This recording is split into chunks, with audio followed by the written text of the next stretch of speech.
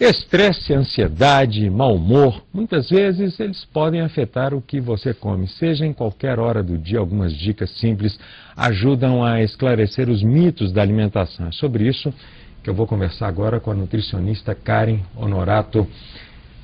Vai ter gente no final dessa entrevista que pode procurar uma terapia, né? Para não engordar ou para não emagrecer. É verdade que as emoções influenciam?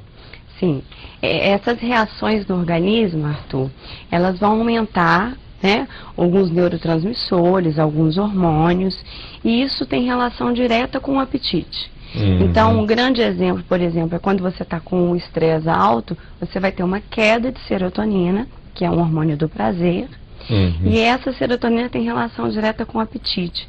A pessoa vai ter mais compulsão, principalmente por doce, chocolate, por carboidratos. Esses alimentos vão liberar mais glicose no organismo.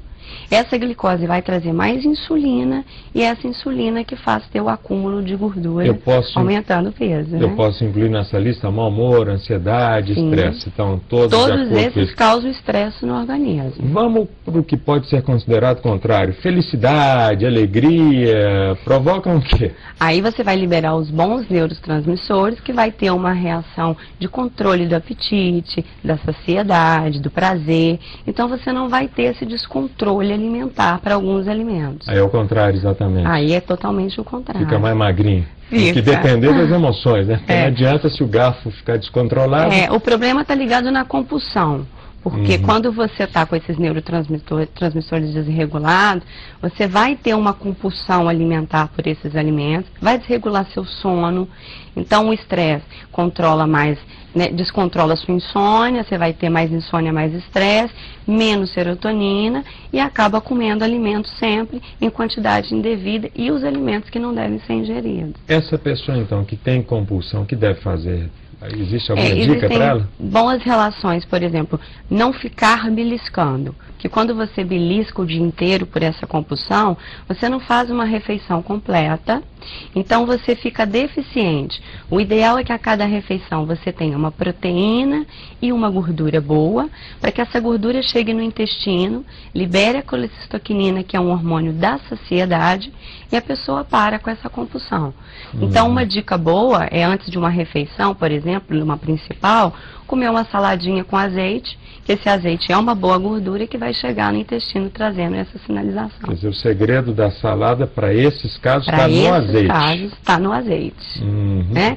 Às vezes, antes de um lanche, você pode estar comendo uma simples castanha, que vai também trazer o mesmo efeito. Outra dica interessante é que a serotonina, ela tem uma queda no final da tarde, onde começam as compulsões. No final da tarde? No final da tarde.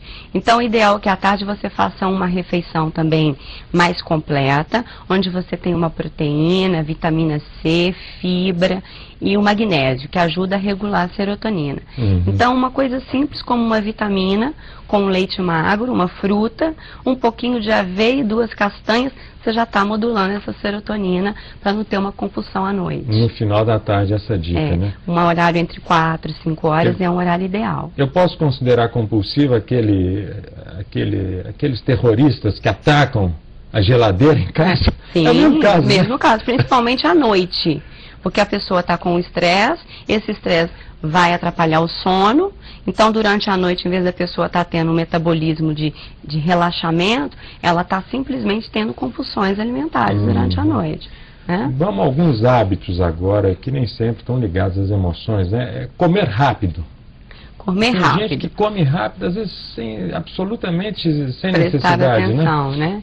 O importante aqui está na sinalização. Nós temos sinalizadores nas papilas e no estômago. Então, quando você come rápido, você não dá tempo do cérebro receber essa mensagem. Então, você vai comer além do que deveria, né? E não vai ter como sentir a saciedade. Então, vai trazer um aumento de peso também, que é um hábito importante prestar atenção. Porque o cérebro leva alguns minutos para ser avisado de que está o estômago saciado. Isso. Quando você come rápido, essa mensagem chega com um tempo depois e acaba que você come além do que deveria. Controlar a pressa, então, né? Controlar. Muita gente troca à noite o jantar, uma refeição completa, pelo lanchinho. É boa essa troca, afinal de contas, ou não? Esse é um hábito atual que as pessoas estão tendo, que geralmente o que tem que se avaliar? O que ela comeu durante o dia e como é esse lanche? Porque os lanches estão mais calóricos, estão tendo carboidratos refinados, mais gorduras.